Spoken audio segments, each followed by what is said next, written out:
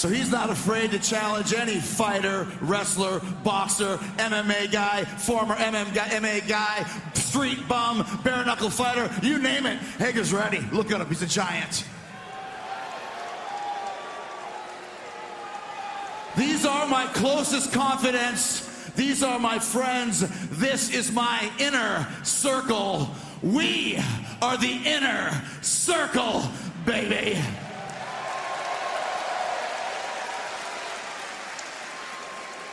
And we're taking control of AEW. No matter who thinks they're in charge around here, we're in charge now. What's going on, everybody, and welcome back to the War Report this second week. I am your co-host, Johnny Rawls. Of course, I got my man Cyrus here with me. What's going on, Cyrus? It was a busy week in wrestling coming into the second week. How's your week? It has been super busy, and it has not stopped, because right after we, kind of pull out the episode, I think like same day, AEW Dark got announced, and yeah, that's about it. Just now we have like 3 shows to kind of like look at. Yeah, I know. It's a crazy time in wrestling because you got this. Of course, you got the main roster draft that will affect NXT. I don't know how many people are moving, but presumably a good bunch are. Then you got AEW, of course, another week, and of course they add another match. Another segment now with AEW Dark, another hour on 2. So it's a total of 5 hours. So you're back to basically main roster WWE with everything that you can watch from like Tuesday and Wednesday. I'm tired. Like that. And then when these 2 shows get like pay-per-view dates. Yeah. Oh man. We're going to get in a good like 9 hours or 9 to 8 in total. Well, I think we may be safe a little bit. I mean, I know they have Full Gear coming up in like a month, AEW, and then we got TakeOver for Survivor Series weekend. I don't know if they're going to do anything before that, but we got a long way to build from there. And neither shows has really started building. Yeah, we'll definitely get into that. We mentioned that last week, that each show definitely needed to build like some rivalries and some stories, and they kind of went bare bones again. We got some of it, but not to like, like they just planted seeds in the story. Yeah. And in AEW, we're seeing it sprout, but still in NXT, they're just watering the plant so far. Yeah. This is it's been a month. Almost a month for NXT, and of course, like 2 weeks for AEW. If you're counting. So, like Cyrus mentioned, just to start off, AEW did start their Dark program. Basically, their Dark matches it's going to be on their YouTube channel every Tuesday night. We started this week with 4 matches, including a women's match. That should have been on the main show. Yeah. Everything on AEW Dark, at least 2 of these should have been on the main show instead of the SoCal and the SoCal Uncensored and Lucha Bros Brawl and the MJF and Cutler match.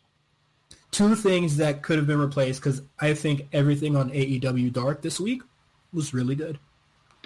Yeah, in particular, like they continue with this show, but the Darby Allin thing, where like he's starting to get wins.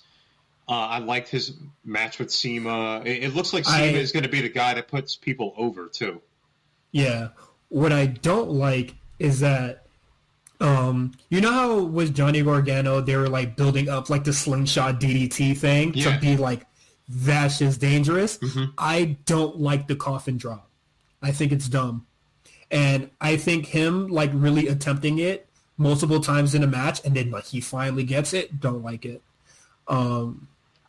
It just doesn't seem as, you know, like super powerful. Also, like when he misses it, like it's just like he just looks like an idiot, and he misses it like 2 times a match before getting a third one in.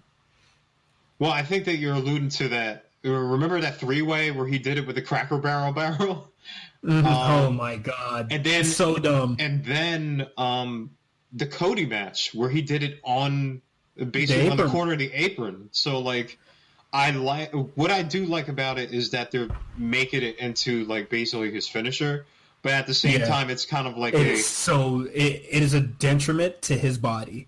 Yeah, like it's a backdrop. It's gonna start like, you know, like affecting him.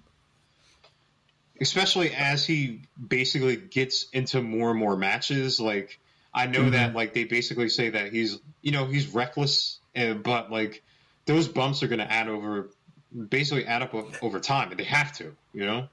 Yeah. They do get, like, the reckless stuff, like, across, but at some point it just looks dumb, you know? Did you like the B. Priestley Penelope Ford versus Allin Britt Baker match? Like, I know that like we kind of like talked off the pod here about, you know, AEW putting on more women's matches.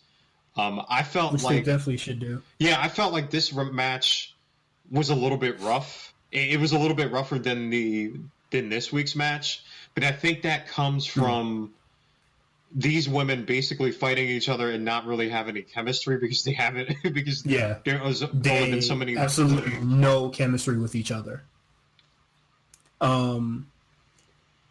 Like these are a lot of mainly it's Penelope Ford's like first not her first. Was she like in one of the battle royales that I've missed? Yeah, she was in the battle royale. She was in the last one.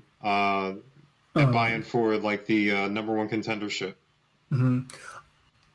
I think that AEW should really try to do more with this women division, especially like maybe like get a trainer or something, or like they can like work stuff out because this match is kind of rough, and I thought this should have been on the main show. This is definitely one of the matches that should have been on the main show. I think that like it would benefit wrestlers like Allie to kind of be in more matches, because there were sometimes in this like tag match where like they would stop and like they'd seem lost, and I think that's just like not really having like we said like a chemistry down. Like it would help them more, like you just said, to have more of these on the main roster and kind of just not stowed away. You know what I mean? Yeah, I'm not going to say like any of these women are inexperienced. Ooh, words are hard. Inexperienced. Oh, why does that come off the tongue well? But like, I'm not saying like they're like sloppy or anything like that. I just think like they just don't really know how to like complement one another, and I think this would mainly help out Britt Baker. Just, you know, for what we see in the long run from, you know, what goes on with Britt Baker. And a lot of, like, what's crazy about, like, these dark matches is that they are story important. Yeah. You know? So it's just, like, you kind of have to watch these shows. Even though they are dark matches that are being put on, like, well, depending on how you look at it, like after or before AEW. Well, commentary always talks about it as if like it had like it's in the future, like it's the next day. Yeah, it's funny. It's weird. Help. It was like this just happened last week, you know? Like this match happened before the main show, and JR talks about Britt Baker being on commentary for the women's title match. Yeah, it's not like it's not like the NXT shows where like if they record something later and they just kind of overdub it and just like record it in the future tense. It legit is like JR's like recording this from the past and the future, like some Back to the Future stuff. Like I'm like, yeah, I don't like that. They definitely they should probably like talk about it, like have the commentary in real time. Yeah, that's all. Just have it in real time. And oh, go ahead. No, I think that not only that, and I think we'll talk about that more when we get to the main show. That like maybe they should just go to a 2-man. Like, you know what I mean? Like, it's because like sometimes you have some people like stepping over each other, or some people not really knowing what's going on, or they're trying to like Tony's trying to fill in for JR, like what JR doesn't know and stuff like that, and then like Excalibur's doing the play-by-play, so it's like chaotic a little bit. I think if you're watching AEW, I'm pretty sure. Well, if you know Excalibur, we all know that he's capable of doing this all by himself, all night long. Like, I think JR is holding him back from like really shining and highlighting these matches. Like, JR has like this one like crazy quote that like really took me off guard during the women's match. Excalibur says something that like this is Penelope Ford's first like not multi or like a battle royale kind of match, and then JR just says something like incredibly horny, and I'm just like, yo, you're at work. Relax. He tends to have a lot of these moments when he sees Riho, he incessantly reminds us how small she is, and like she, like we definitely know, like we can see it, like, you know what I mean, like well, like, okay, wait, like for us, like the wrestling fan, I feel like that will bother us, but like how does that come off to a casual where it's just like, oh, do they like view her as a underdog even though she already is the women's champion? Like, she already like got across this stigma that like she's small so she can't do damage, but JR still like harps on the fact that she's small. Yeah. I don't know, like I feel like JR is like Captain Obvious in a little bit. Like he's like, that Sean Spears, he's got a chair with him. Like, well, yeah. Like the self-proclaimed chairman has a chair with him. The chair with him. Oh, wow. I would have never thought. Like, come on, man. Like, I'm sorry. If you're a big fan of JR, like, whatever, but JR hasn't done it for me, like, ever. No. I mean... Well, like, wait. Let me backtrack. Like, yes, like, his stuff in the WWF was really good, but, like, since, like, the Mae Young Classic on, like, he doesn't add, he doesn't, like, make matches better. Like, he definitely he lost it.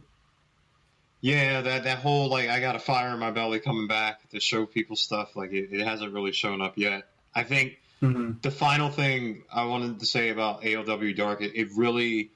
One of the strong suits of AEW is their tag team division. Like, they have a lot of them. They have a lot of variety.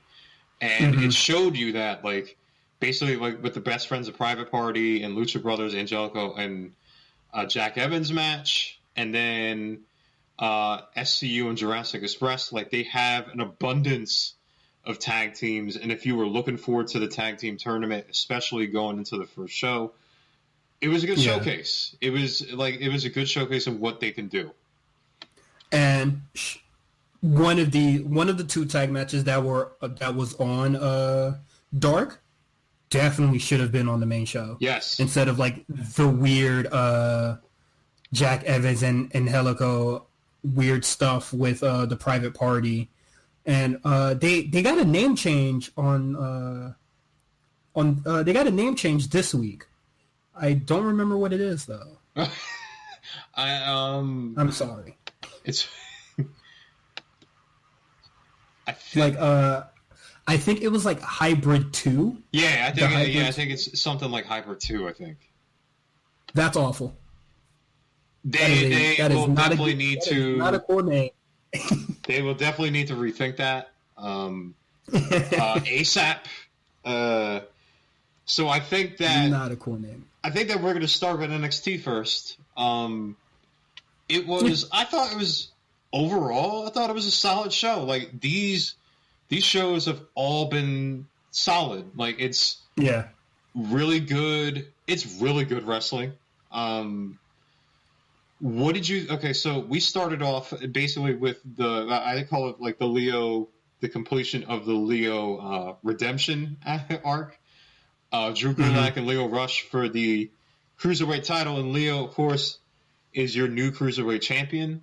How do you feel about this match, their contrasting styles, and basically like Leo winning the title? I do like that Leo won. Like it's kind of like would it be full circle? But I do think it's a nice turnaround from like just like his overall like story that has happened in the WWE, from the Emma stuff, from what was happening earlier this summer till now. Like that story, I think that's fantastic. But if you're like just tuning in to NXT on USA, which most people aren't, I thought it was great. I thought it was fantastic. Mara really just like a fantastic match in general. Yeah, Mara really hyped up that whole like Leo overcoming stuff, and the crowd was really into this match. I think Drew, basically with his submission style, and Leo kind of going with his high flyer style, they really complemented each other. I think it was the right call. And like, regardless of kind of what happens with 205 Live, like everybody gets a turn. everybody gets a turn with the title, but I think Leo will really do something with it.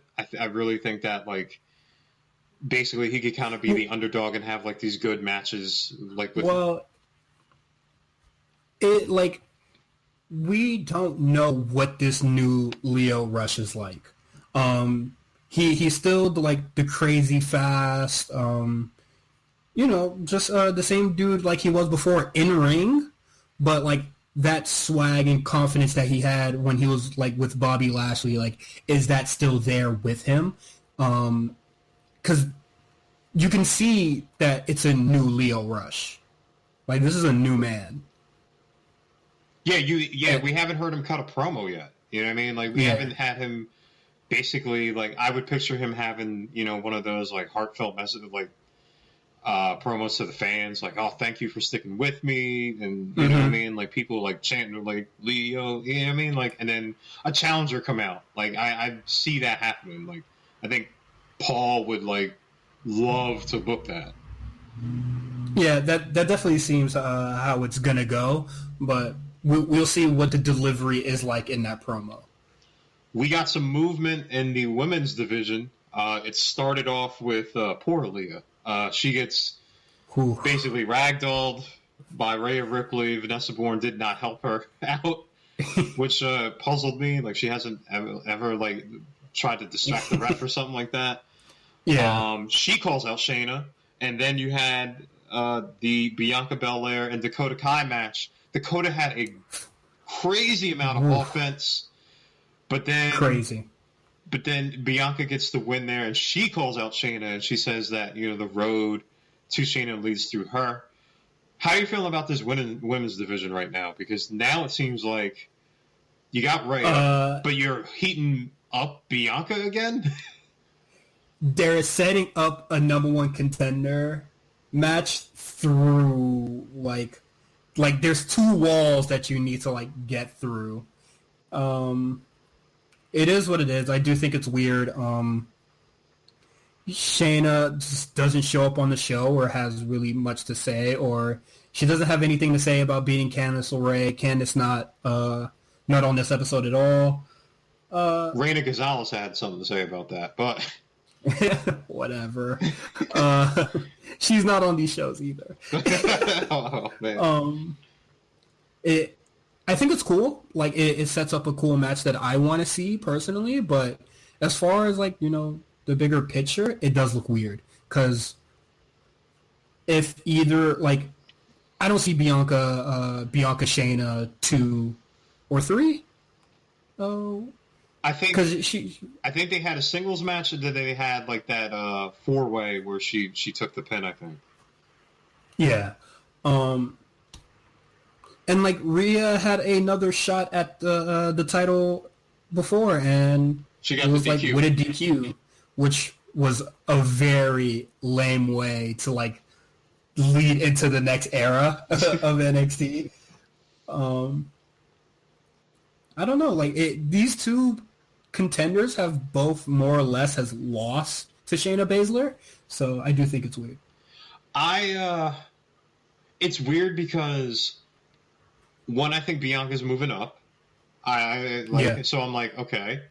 Then you got Io, you got Tony Storm kind of floating somewhere. I don't know. I don't know who Shayna really drops it to. I do know that Shayna needs to move up very soon because now you have like this logjam of contenders kind of like saying, well, she's tapped everybody else, and then like Ray is like, well, she hasn't tapped me. I'm like, you're one of the only ones that can say sense. that. Yeah. Which should I do think she gets the win, and then Shayna makes it definitive, where she just chokes the shit out of her. My thing is that, you know, they've been, like, on social media, they've been building up this 4 horsewomen thing for, like, the longest time. And now, you know, Sasha and Bayley aren't on the show. Ronda's not around. And I don't think Jessamine Duke and Shafirs are, like, good enough. I don't think that they've been enough matches on TV yet to kind of, like, build a rapport, if that makes sense. I've seen them at live shows, and I do like what they do, but, like, whenever they're on NXT TV, it's just, like, they're going to jump somebody. And that's it. Yeah, I think it's going to make it even more difficult because now you have to draft. This is on USA and SmackDown's on Fox, and they're making it really definitive that, you know, they don't really want that much crossover between Fox and USA. So, like, I don't know if you could really kind of do that storyline right now. So, like, it's even more interesting what happens with Shayna going forward. I don't know. Like, you know what I mean? Like, yeah, I have absolutely no idea. So, going forward to the show, like, Cameron Grimes gets another quick win, and then Killian Dane basically beats the hell out of Boa, and he, like, makes a warning saying, you know, like, this is only the beginning. And I'm like, wow, like, the NXT breakout guys, first off, some of them get beat up by Shane Thorne, and now, like, some of them are getting beat up by Killian Dane. Like, I'm not sure if they're warming up to Cameron and Killian, but... What's crazy is that where the hell is the breakout tournament winner at? Oh, yeah. Like, if you're not going to have Jordan Miles on any of these shows and you're going to, like, heat up Cameron Grimes to, like, to this extent, just have Cameron Grimes win the whole thing. Like, what was the point of Jordan Miles winning? Yeah, I don't know, like, I don't know really what they're doing with them. Like, I don't want to see, you know, guys like Boa all of a sudden kind of get squashed by, like, somebody who's trying to look for a feud. You know what I mean? Like, It's the damn breakout tournament. Like, let's kind of, like, integrate some of these new guys into storylines to kind of, like, make them something, you know? Like, yeah, like, NXT needs stars. Like, they need, you know, like, faces of the company, you know? Yeah, that was, I mean, I found, like, I'm like, okay, so what do they build into with Killian here? Like, are they, maybe he's going to fight Cameron? I don't know. What I hope is that, you know, it just came to my head right now. So, Killian Dane does his thing or whatever. He feuds with Cameron Grimes. It happens at probably a bit, like their next pay-per-view is like from a long ways away now. It happens, 3-4 weeks from now, where they have like they have a match, and then maybe Cameron Grimes gets into a match with Tommaso Ciampa for a number one contendership. Oh, okay. That's interesting.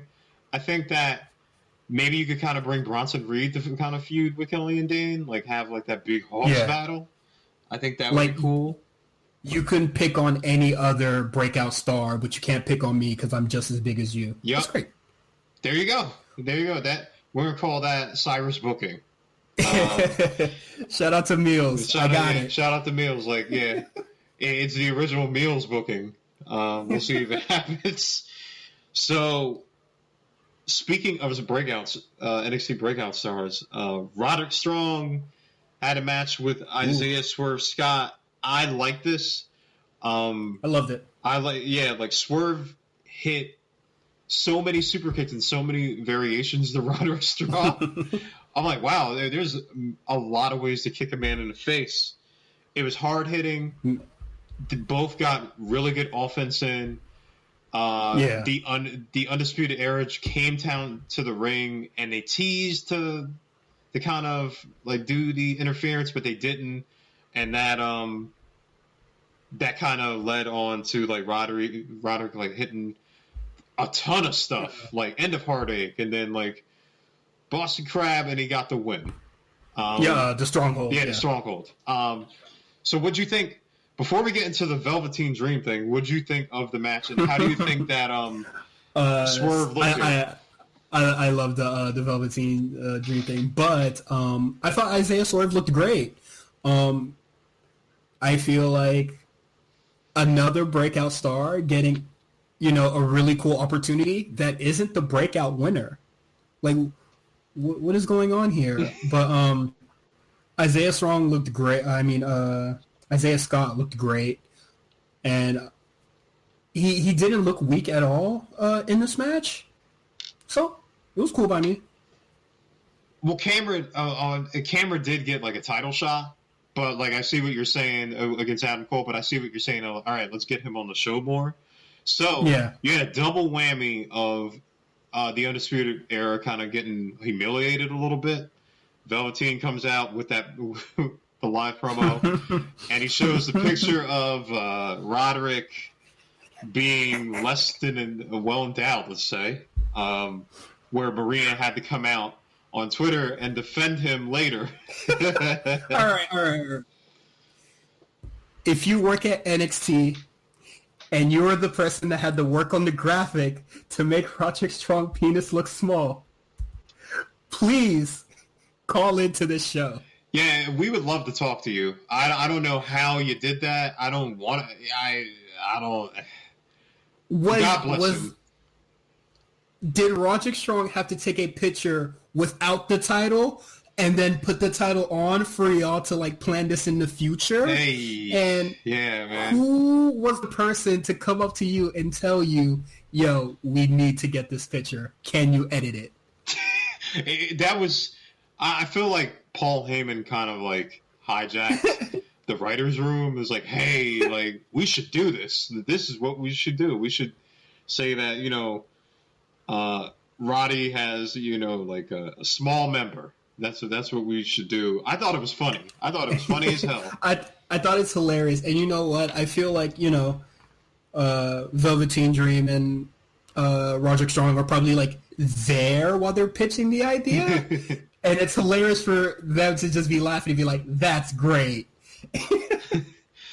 So, after he gets humiliated, Tommaso Ciampa comes out. And he just gets a chair, short and sweet, Goldie, daddy's home. So he's basically coming for Adam Cole. How do you feel about Ciampa? Ciampa looks great. Like, he's coming out with a crutch still. I'm like, dude, he had a neck injury. He doesn't need that. Yeah. I thought the same thing. Well, his intentions are way more clear than Finn Balor's are. That's about it. They had Oh, they had 2 video packages with Finn Balor, and I heard that should have been on the last episode. I feel some people were mad that like it only showed NXT stuff and not anything from the main roster, but I'm like, he's coming back to NXT for a reason. Like, why would you want to see, him winning the title of the Universal Championship and then relinquishing it because he got hurt? You know what I mean? Like, yeah, and him losing to Brock Lesnar. I don't get it. They showed NXT stuff to show how much stuff he's done in NXT. Like, come on, dude. Simple. Yeah, that's it. That's all you need. You know what I mean? And then they had other promos basically hyping up Damian Priest and Pete Dunne. That's going to happen. Man, that promo with Damian Priest, whatever, bro. I get it. You want to make your name out of Pete's expense, but like that tight ass shirt he had on in the middle of nowhere. Yeah, they're gonna have to pair him with a valet or something like that. But yeah. And then we're gonna get we had a Keith Lee promo. We're gonna get him and Dijakovic one more time. Final. They said final round. Yeah, right? final round. This ain't the final round. Oh man, yeah. Just real quick, Breezango versus Forgotten Sons. Forgotten Sons gets their win back. That's basically, I think, that's to show That's it. a little depth in the tag team division. But to end the night, Kushida versus Walter. I almost went 5 on this. I thought this was great. Yes. Walter does a phenomenal job with working with guys smaller than him. Mm-hmm. I think Kushida was great, kind of targeting, like, first of all, using speed stuff, but then targeting Walter's arm. I thought that was... with, like, the hoverboard lock and, like, the Spanish fly kind of hoverboard lock from the top. Yeah, that was great. I thought that was amazing. I was really into the match, and I was just like, man, this match is really good. But then when Walter hit the shotgun drop kick, man, hit the violence button. I loved all of that. There was a spot in on the apron where like Kushida, I think, had a hold or something like that, and then Walter just stomps on his head or his neck. I'm like, oh my god. Walter does not play that. Matches like this, I love. Like, I love the quote unquote violence. I almost went 5 on it as well. I think this match is really great. Ooh, Kushida did his thing, and you know what? I think most people would say like him leaving New Japan was a bad idea, but when you have fantastic matches like this, and when you keep on facing the same 3 people in the junior that junior division, then why not leave? Yeah. Like, this match was fantastic. Walter is doing a great job. It wasn't for the UK title, but it sure as hell felt like it. It felt like that, and I thought that, like... UK title, my fault. Yeah, I felt like that, and I thought that, like, either Nigel or, like, Beth had mentioned, or maybe Morrow mentioned that it was for the title. I'm like, I don't think so, man. I believe I heard the opposite. They were just like, it's a non-title match, but if Kushida wins, you would believe that he has the intentions for a title match. I think they should run it back. Why not, man? Oh yeah.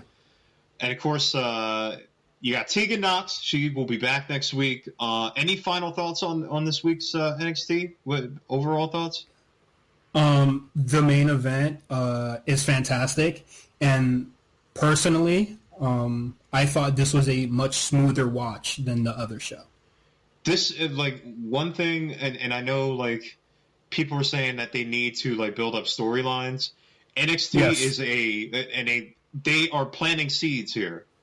NXT is a easy watch straight through. It just kind of just boom, boom, boom, boom. This is what we want to hit. No kind of speed bumps. Yeah, there's no real like long. Well, there's the Velveteen Dream thing, but like it doesn't really go that long. There's no really like long talking segments.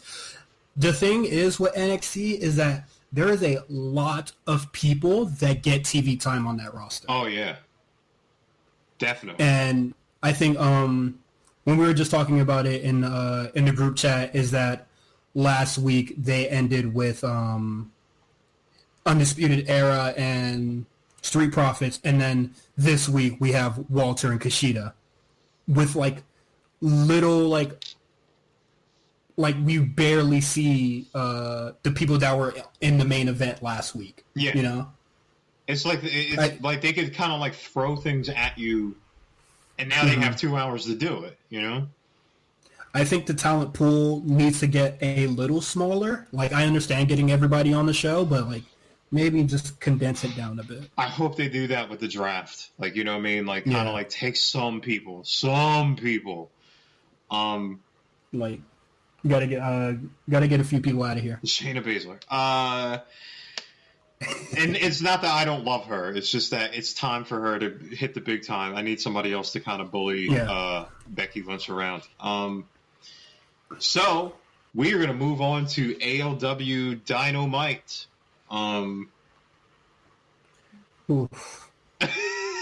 It's a show. It was okay. So a week ago, I went down the WCW rabbit hole because there was a lot that I didn't remember. Like, you know what I mean? Especially those 1999, 2000 shows where I just kind of stopped watching and watched basically WWE. This show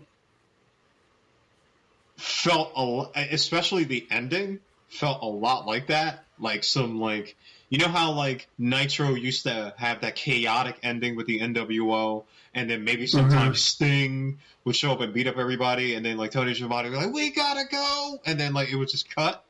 That's how it kind of felt to me this week. Yeah.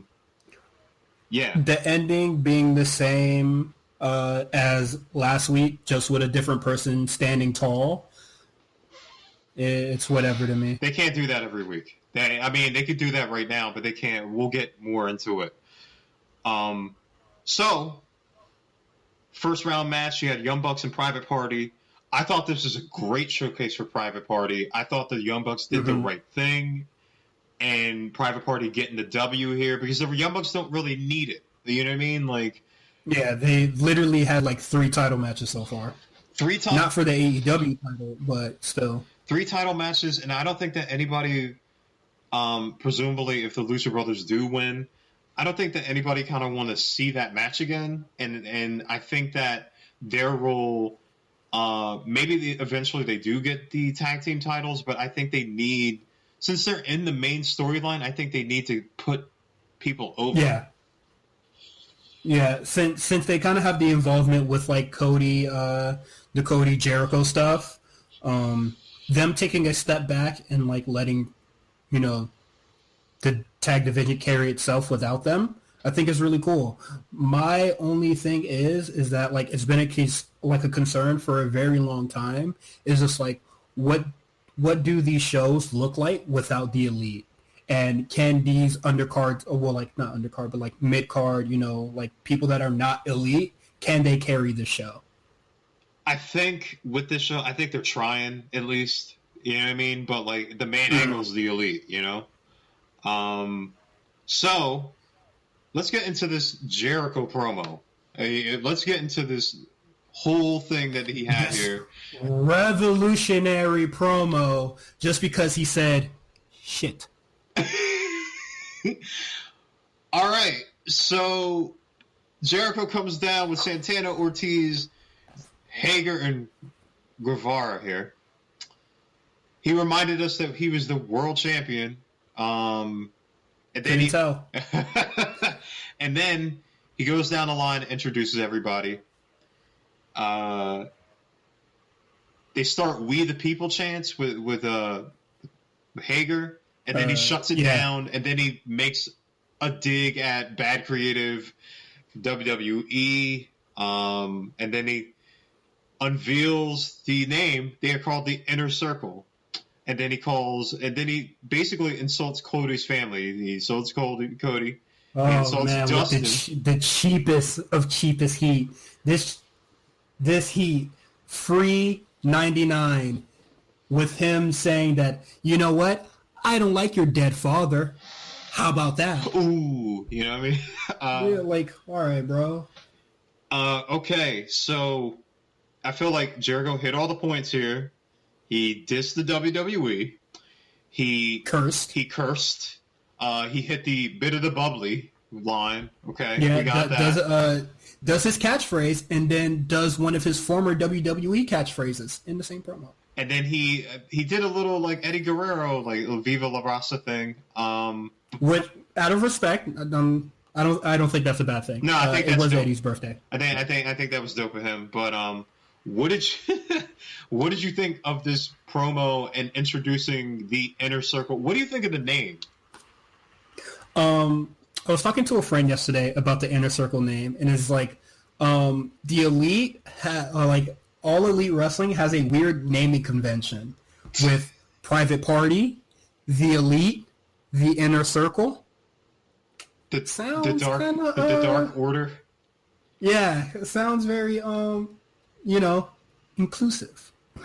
And especially because most of the Elite are vice presidents. Yeah.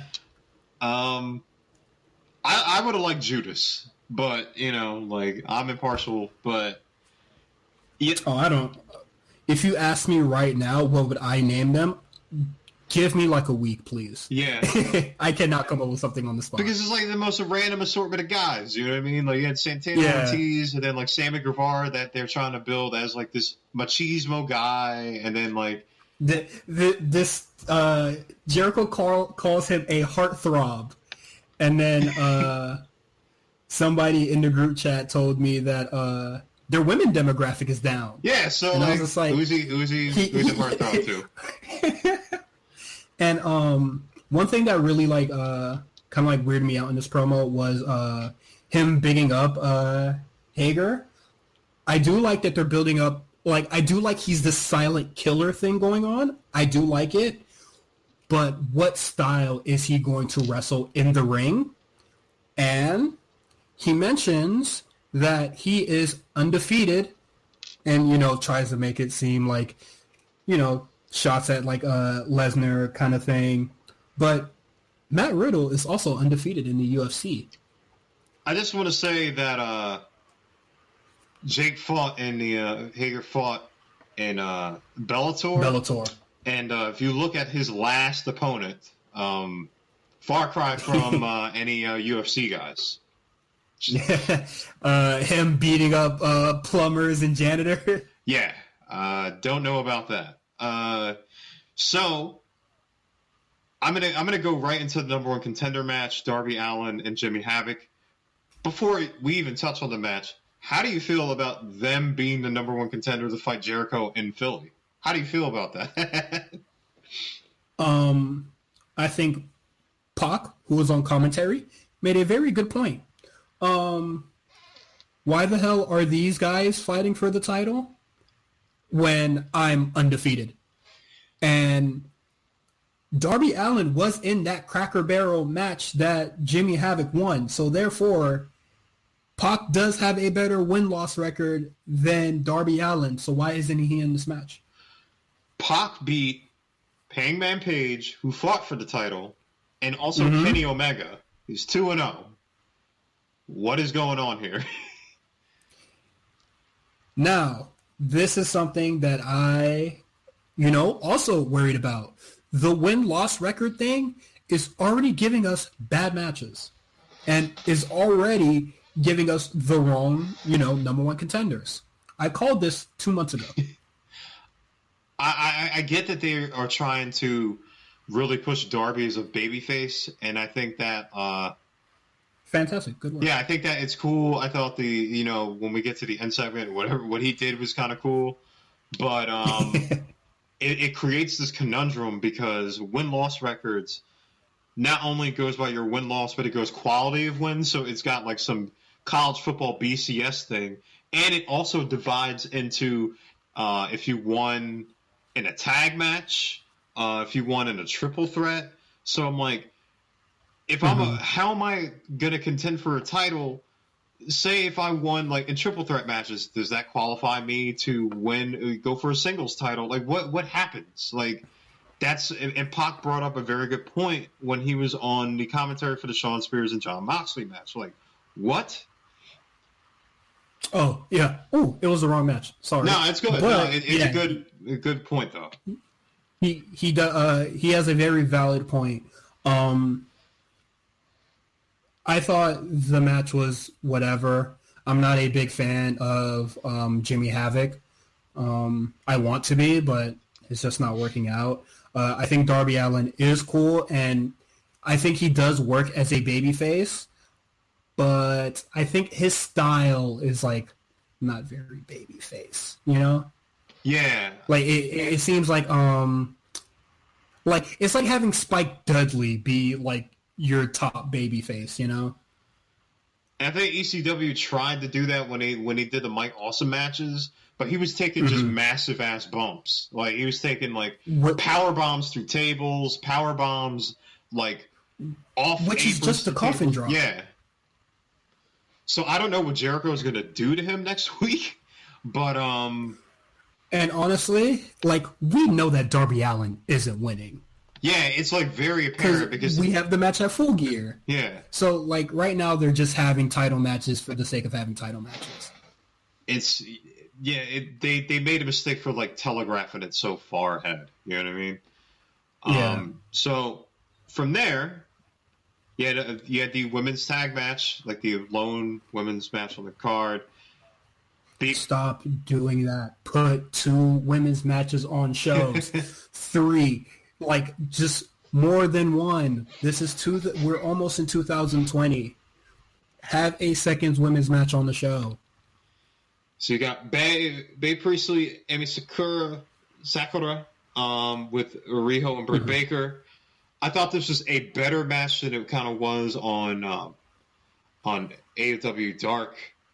I know a lot of people were kind of down on Britt, but I think she'll find her way as she wrestles more. Yeah. They're building the Britt Baker Bae Priestley feud still, but Britt has a title match against Rio next week, so it's like it's very weird. Like this should have been the secondary women's feud, Bea Priestley and Britt Baker. But now, Britt Baker, who doesn't really have a good win-loss record, is now in a title match. Yeah. So I'm thinking that she's going to interfere and cost Britt the match next week. That's just kind of. So how does that affect win-loss record? That's the thing. Like is it just like? That's the thing. They don't really explain it. Like it's just kind of like, all right, well, as we take you through it, we'll just kind of see how it goes. I'm like, what? Like, make sure you don't have any enemies that might fuck you over at some point and like cost you a big match, because that goes on your permanent record. Yeah, that's what I'm saying. Like if I cost you a match, like, does that weight the quality of loss down because I didn't lose on my own? They need to explain that. Like it's not like it's like a half loss. Yeah. Like I think I know this win-loss thing, like, yes, it sounds great when you say that you want to be like more sports oriented or whatever, but it's just like, all right, sports entertainment has been getting trashed. Like, that term has been getting trashed forever now. So it's just like, why not just be a wrestling show and just do wrestling booking things, It just feels like the win-loss thing feels lazy. So from there point forward, we got our lone Orange Cassidy promo, which the crowd popped for, of course. And then we had our WWE match. We had Jon Moxley versus Shawn Spears. This is Jon Moxley's first. That sucks. This is Jon Moxley's first AEW Dynamite match. He's coming off that elbow injury. He's going to have a busy weekend because on Monday he has to go face Juice for the New Japan U.S. title. Not sure what's going to happen there. Just lose. Just lose.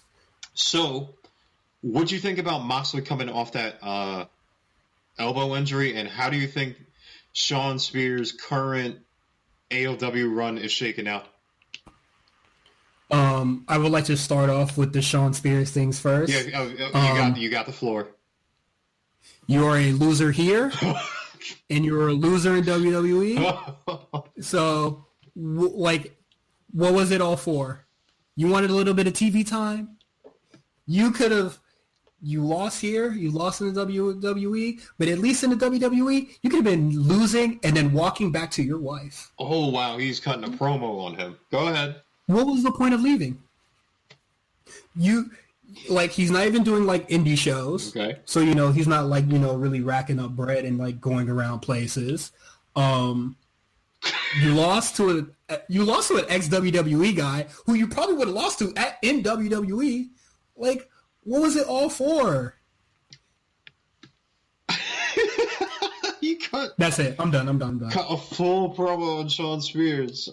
Maybe he'll reply to you on Twitter. He tends to do that with everybody now. I guess he has a lot of time on his hands now. If he wants to have a man-to-man conversation, and we could probably talk about the decision in depth, sure. But right now, booking-wise, as a wrestler, I guess you're a loser. Oh man, it's weird because he's the chairman, but he's still doing the 10 thing. I'm like, all right, so what is it? Are you the chairman, or are you still playing on your WWE bit? He's 0-2 now because he lost to Moxley. With Moxley, it's going to be this unorthodox style where it's going to go to the outside. There's going to be some tough parts response. It's his New Japan style. Yeah, which is literally him just selling less. Yep, I thought that. You know what? And I think that kind of better suits him here. I think that it definitely is going to put him over as he goes through this Kenny Omega feud, because Kenny comes out with a barbed wire bat and a barbed wire broom. So he is the hardcore cleaner. Kenny Omega thinking he can lace the boots of any deathmatch wrestler. Man, this is such a sad turn for Kenny Omega. Well, okay, so what do you think about Kenny Omega's turning into, because for what we know, AEW Dark is going to have him going against Joey Janela. What do you feel about Kenny Omega kind of going into this hardcore phase of his career? I think if you can't wrestle your old, New Japan style where you're super fast paced because maybe you're getting older or you're starting to see, the effects that it's taking on your body, maybe not transition to hardcore where you will be, going through ladders, tables, bats, whatever, all that stuff, and maybe just wrestle. Just be a technical wrestler. Yeah. Just a thought. And then Pac attacks him, and then Pac just throws a chair at the back of his head. They didn't learn anything from the Shawn Spears thing? So, I don't know. He didn't attack Moxley, so maybe there's, this triple threat thing that they're going to have here. But, what if Pac beats both, Moxley and Kenny? Is it going to get a title match then, or is it going to go into some standings pool where he only won a triple threat match? We don't know. I guess we'll see. I think Pac should definitely be in the title picture. At some point, I definitely think Cody should lose, and then Neville. I am so sorry. Pac takes it off Jericho. Yeah, that would be kind of cool. So we end the show with this Chris Jericho and Sammy Guevara versus Dustin Rhodes and Hangman Page match. I thought it was a fine tag match for what it was. It was cool. It was a cool main event. I think that Page working with Dustin is good for him because he'll rub off on him. That'd be cool. Yes. Yeah. Sammy Guevara kind of working with all the veterans would definitely help him too. I hope. So the story is like this WW Nitro ending that just happened. So Inner Circle, Inner Circle like beats up Dustin and Paige. Then Cody has like this Undertaker lights go out thing. And you know what? That like the lights cut out twice during the show. Like there was like a segment before where like it just went to dark and then nothing happened. It was the Sean Spears entrance because they looked at Orange Cassidy and all of a sudden the lights went out. And they're like, what? Yeah. Even the commentary was like, what just happened? Yeah, like I definitely think Sean Spears' music needs like a little build up, kind of like Finn Balor's theme, so it doesn't seem like, oh, is my TV broken? Yeah, shout out to Russell and Flo who did that theme. So you had that, and then it's a whole hodgepodge of Cody coming out, Santana and Ortiz blindsiding him, MJF teasing a possible heel turn on Cody, and then he helps him. Then Jericho lays him out. Bucks come and lay everybody out. And then Jericho sneaks out. But Darby Allin comes in with his skateboard, which I thought was cool. And then he attacks Jericho. Mm-hmm. And then all the faces kind of stand tall. And that's how it ends. Yeah. How'd you feel about the ending segment here? It's like I said it before, it's the same thing as last week's. Thought that was kind of like lame. But I do like Darby Allin's involvement in it. And it's kind of weird that you have like Jericho said, like, I'm going to get you, Cody. And then Darby Allin, I'm going to get you too, like next week.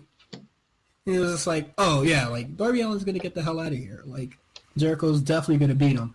I do like, you did not have to announce the Full Gear thing so early. No, you didn't. Like it really kills the illusion of like, probably like unpredictability on the show, which everybody swears that the show has with unscripted promos. Even though we know that we're gonna get Cody and Jericho at Full Gear. Like Cody has cut a full promo about Full Gear on their YouTube channel, so it's like it takes away any illusion that Sammy was going to beat Cody or Darby Allin's going to beat Jericho next week. We could pretty much guess that that's not going to happen. Any final thoughts on the AEW show this week? This show, unlike NXT, was a very tough watch. I thought Walter versus Kushida, like my enjoyment, like skyrockets for that, and nothing on AEW this week compares. And I'm not looking forward to next week. I thought, of course, like NXT, them going head to head, they're always to me, they're always going to have a match of the night. I think. With AEW, I think they're trying to settle into a little thing. There are a lot more things that I liked on the show that I disliked, so I guess that's a thumbs up there. They got to get more women on the main show, especially with how especially when everybody. Well, like I guess they only look at Twitter if like their names are being said, but it's just like people think this women's division is probably like the strongest part. Like it's much stronger than your singles, whatever the hell is going on there. And it's just like, just have more women's shows, man. Yeah. So from there, we're going to do two quick things. So we'll talk about the ratings that just came out. So AEW, they 1.08 viewers. That's down from the 1.4 million that they had last week. And then NXT down only slightly down. So last week they had 891,000. This week they had 790,000. There was baseball on. If you look at the demographic, the key demographics, there's still like NXT is still kind of down in that. It's a little bit higher this week, but demographics basically AEW had 0.46 in the important 18 to 49 year olds, and then NXT had the 0.32. So it's closer. It's closer. Yeah. We expected that the ratings drop would happen for AEW. Yeah. It only dropped slightly for NXT. I don't think there's a real cause for panic, even though like the internet has been like the sky is falling. Like it's a smaller drop, and I think that like I don't know.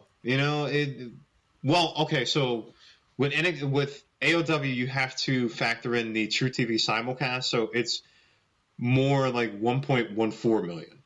All right, so it's down, 300,000 or close to 400,000.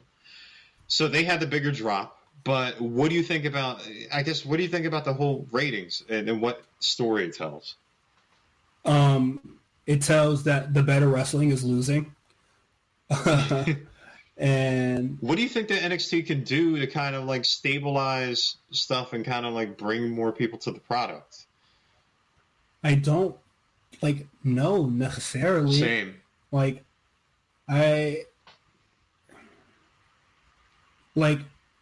don't know why people aren't watching NXT. Like what is it about NXT that like makes people not want to watch? Like not even like saying like what does AEW have that NXT doesn't?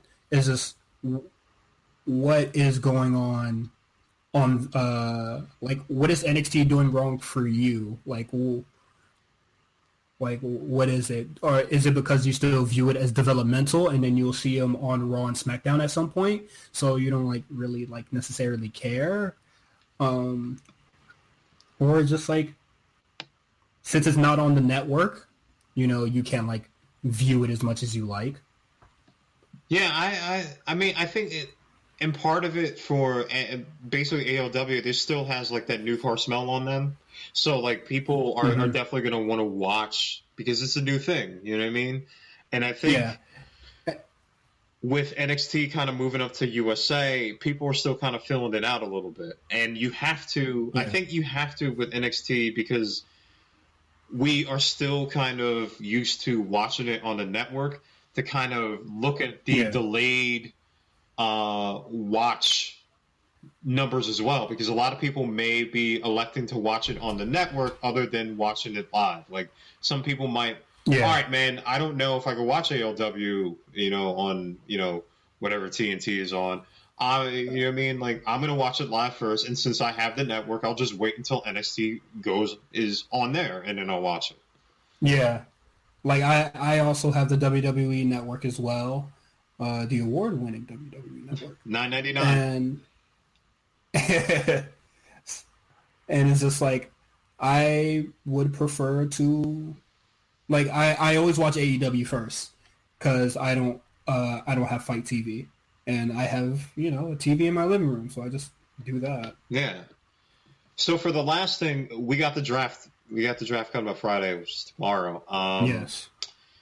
So what I thought that we can do, you can take the head of Raw. You get 3 draft picks. The draft rules came out today. I'll be SmackDown. So you're Paul Heyman, and I'm Eric Bischoff. So we'll go 3 people from NXT that you will pick, and then I'll go 2 people from SmackDown that I would pick. And I have to get into the mind of Eric Bischoff. So I'll let you go first, Paul Heyman. Oh, damn, I hate you. I wanted you to go first. Okay, you know what? Okay, I'll go first. So for SmackDown, I think, just looking at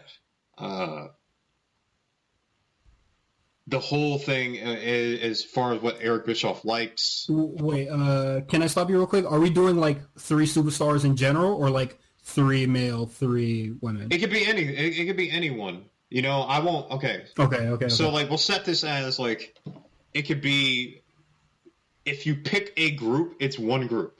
Like, you can't pick like 3 groups. So like, if you want to pick the Forgotten Sons, they're not your overall pick. Yeah, that's one overall pick, because it goes. The draft is like, unless you say that you want to like get a person for a specific tag team, one tag team is a pick.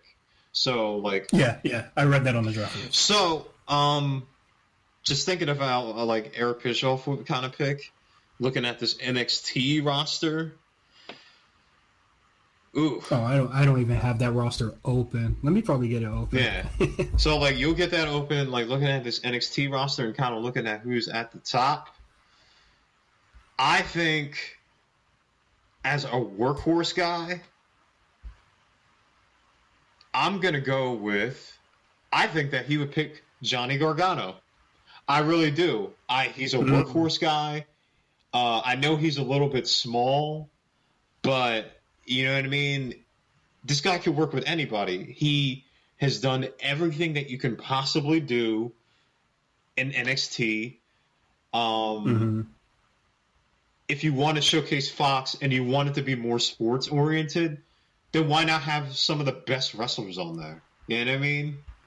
Yeah. So I think that Johnny Gargano, and then I'm going to go with female wrestler Shayna Baszler, because you just want to get her out of there. No, because Fox obviously is going to go in a more MMA style. Look at Cain Velasquez showing up, right?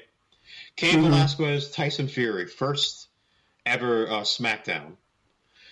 I don't know if Bayley stays on SmackDown. Maybe she moves on, but you need, if Charlotte moves to Raw, maybe you need a heel presence. You need somebody who's dominant, and you need somebody with crossover appeal who's done MMA. So Shayna Baszler, I think, would be perfect for Fox. Fox would love her. So I think my 2 is going to be Johnny Gargano and Shayna Baszler. You have the floor. All right. So I've been looking at the roster so far.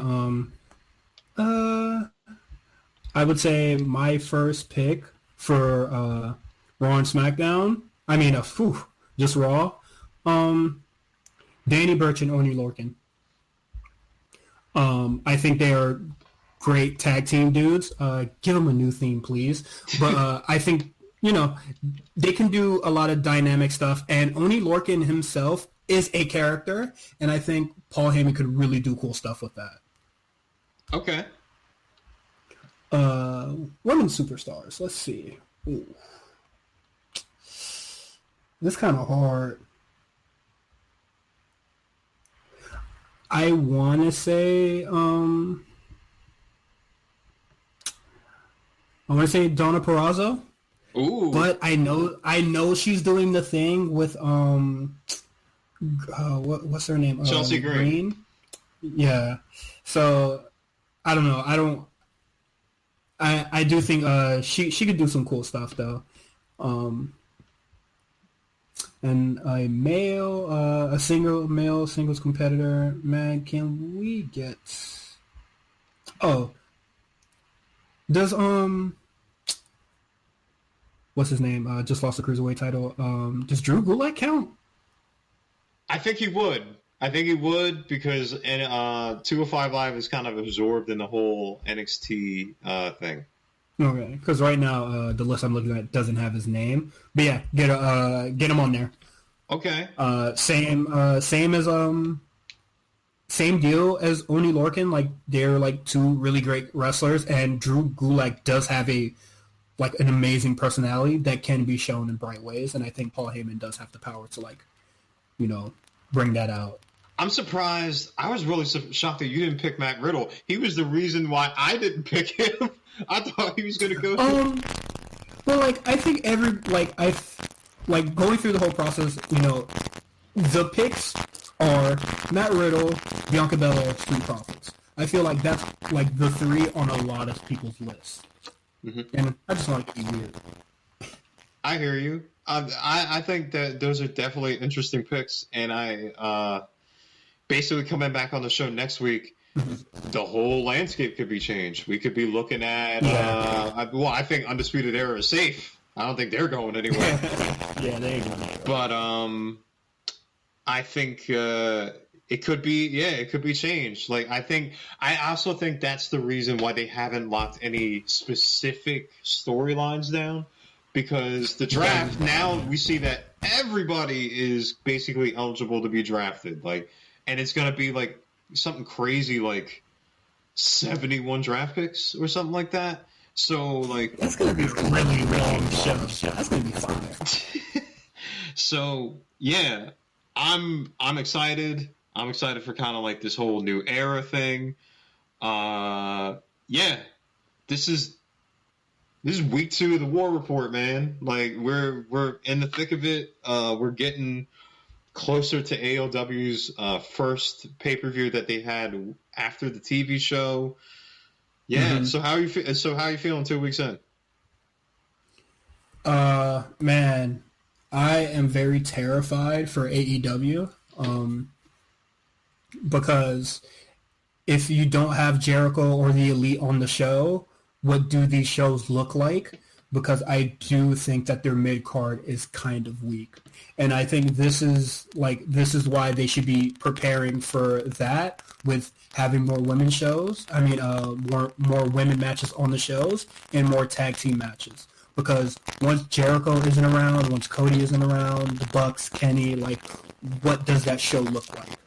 Is this gonna look like any random indie show, you know? So very terrifying for them. WWE, NXT, the landscape is going to be different, and I think that's when we're going to start seeing more concrete feuds, like you said. So I'm not really too worried about them in the long run.